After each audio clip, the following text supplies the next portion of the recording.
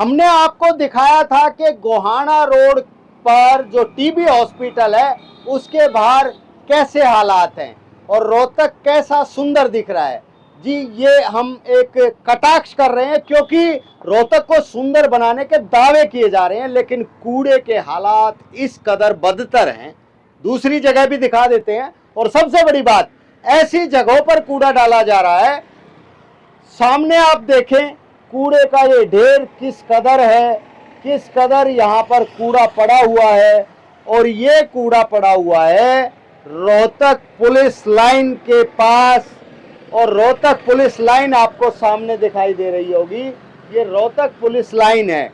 और police line नहीं, एक दो चीजें हम आपको और दिखा देते हैं।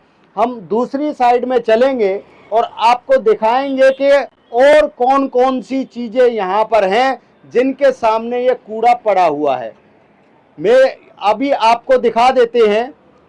सबसे पहले बेटा, आप लोग यहाँ से जाते हो तो इस कूड़े से बदबू आती है? हाँ जी। फिर ये कूड़ा उठना चाहिए। हाँ जी। तो कूड़ा डाल के कौन चला जाता है? लोग सब आते हैं। लोग डाल के चले जाते हैं, लेकिन उठाता कोई नहीं। हाँ जी। कभी कभी आते हैं। तो कितनी बदबू आती है आप लोगों को यहाँ से जब स्कूल से आते हो तो? बहुत बदबू आती है। अच्छा, कोई नहीं उठा रहा इस कूड़े को? यस। तो ये छोटे छोटे बच्चे यहाँ स्कूल से जब आते हैं तो यहाँ पर इनको बहुत बदबू आती है, लेकिन कूड़ा कोई नहीं उठा रहा। तो मैं आपको दिखाना चाहूँगा, सामने आपने देखा पुलिस लाइन है और पुलिस लाइन के बाद रोड की दूसरी साइड में हम चलते हैं। गवर्नमेंट मिडिल स्कूल ये सामने गवर्नमेंट मॉडल मिडिल स्कूल है। और ये गवर्नमेंट मॉडल मिडिल स्कूल के सामने के हालात हैं। ये कूड़ा किस कदर यहाँ पर पड़ा हुआ है, ये आप देखें। ये गवर्नमेंट स्कूल है और गवर्नमेंट स्कूल के बाहर ये कूड़े के ढेर हैं। तो हालात आप देखें। और जो लोग यहाँ हर रोज यहाँ से गुजरते हैं उनसे भी बात कर लेते हैं कि किस तरीके से इनको इस गंदगी से दो चार होना पड़ता है।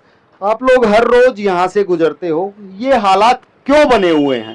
भाई साहब, ये सरकार की लापरवाही है कि हम इतने दिन से परेशान हो रहे हैं। हम इधर ही रहते हैं, गंदगी का घर, मच्छर पनप रहे हैं, बीमारियां फैल रही है, बहुत बुरी हालत हो रखी है।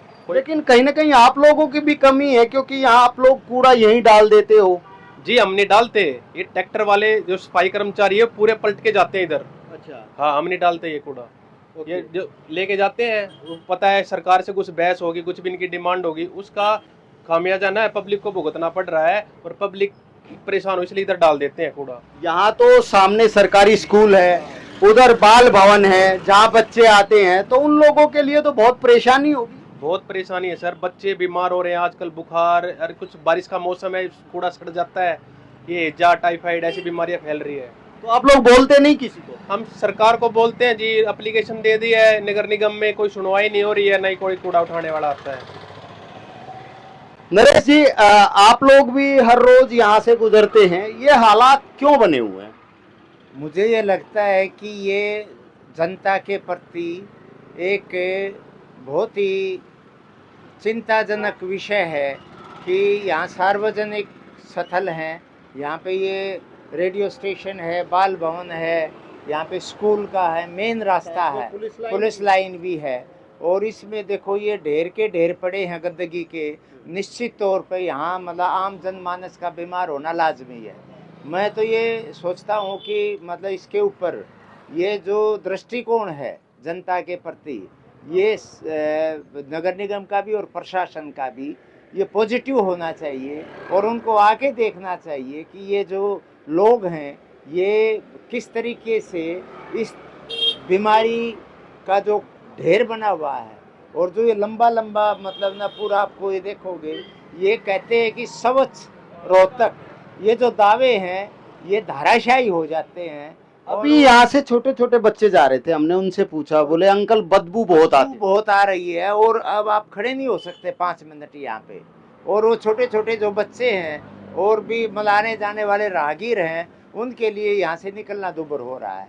तो मैं तो ये चाहूँगा कि आप जैसे जो सजग पत्रकार हैं आपका पंजाब केसरी का मैं धन्यवाद भी करना चाहूँगा कि इस तरीके के जो सवाल हैं लोगों से जुड़े हुए, आप यहाँ खड़े हैं और मुझे लगता है कि आपको भी मुश्किल हो रहा होगा यहाँ पे खड़े रहना। और ये जो गंदगी है, जो बदबू है, मेरा तो ये कहना है कि इस तरह का दृष्टिकोण ना रखें, मतलब जो जनता के हित में ना हो, और ये जल्दी से जल्दी मतलब इसको उठाया जाए, साफ करवाया जाए, और ये प्राथमिक काम होना चाहिए। ये तो लोगों की राय आपने सुनी, लेकिन मेरे पीछे आप हालात देख सकते हैं। मैं खुद भी नाक हालांकि नहीं बंद कर सकता, तो लेकिन ये दिखाना ज़रूरी है और इसके साथ खड़ा होकर मैं दिखा रहा हूँ। और सबसे बड़ी बात, दिक्कत परेशानी यही है कि जो सरकारी भवन हैं, हरियाणा राज्य बाल कल्याण परिषद बाल भवन एवं बाल गृह, छोटे बच्चे यहाँ पर आते हैं। और दूसरी साइड में गवर्नमेंट मिडिल स्कूल रोहतक, छोटे बच्चे यहाँ पर आते हैं, बच्चे पढ़ाई करने के लिए आते हैं। इधर पुलिस लाइन है और नारा भी आप देख लीजिए, स्वच्छता क्रम अपनाओ, इसे अपना धर्म बनाओ। नारा भी आपके सामने है, स्वच्छता क्रम अपनाओ, इसे अपना धर्म बनाओ। तो और स्वच्छ सर्वेक्षण 2023 लिखा हुआ है। इसीलिए मैं कह रहा हूं कि इंदौर के बराबर बनाने की बात की जा रही है, लेकिन जहां स्वच्छता के नारे लिखे हुए हैं वहीं पर यहाँ ये हालात हैं। और सबसे बड़ी बात, सरकारी संस्थानों के सामने के ये हालात हैं, गंदगी है, बुरा हाल है, बरसात का मौसम है। ऐसे में जब पानी यहाँ पर गिरेगा, बारिश होगी, तो यहाँ पर जल भराव हो जाता है। तो जल भराव के साथ ये कूड़ा किस तरीके से बहेगा और किस तरीके से यहाँ पर संक्रमण फैलने का खतरा है, कोई सुनने वाला नहीं। और दावा इतना बड़ा कि इंदौर के बराबर होगा रोहतक शहर, और नगर निगम इस चीज़ों की तरफ ध्यान क्यों नहीं दे रहा? क्या नगर निगम के पास संसाधन नहीं है? ठेके छोड़ दिए गए हैं, बताया जा रहा है कि टेंडर हो चुके हैं, तो वो ठेकेदार कहाँ हैं, उसके कर्मचारी कहाँ हैं, वो अधिकारी कहाँ हैं जिनकी जिम्मेदारी बनती है इस रोहतक शहर को स्वच्छ बनाने की और इस कूड़ा करकट को उठाने की? लेकिन कोई सुनने वाला नहीं। हालात हर रोज बद से बदतर बनने जा रहे हैं। मैं ये नहीं कहता अकेले अधिकारी जिम्मेदार हैं, कुछ लोग भी जिम्मेदार हैं जो ओपन में कूड़ा डाल देते हैं, लेकिन ये हालात प्रशासन को देखने होंगे ताकि बीमारियों से बचा जा सके और लोगों को राहत की सांस मिले। रोहतक से मैं दीपक भारद्वाज, पंजाब केसरी टीवी। हमसे जुड़े रहने के लिए हमारे YouTube चैनल को सब्सक्राइब करें और नई वीडियो की नोटिफिकेशन के लिए बेल आइकॉन को दबाएं। अगर आप ये वीडियो Facebook पर देख रहे हैं तो लाइक जरूर करें और ज्यादा से ज्यादा शेयर करें। धन्यवाद।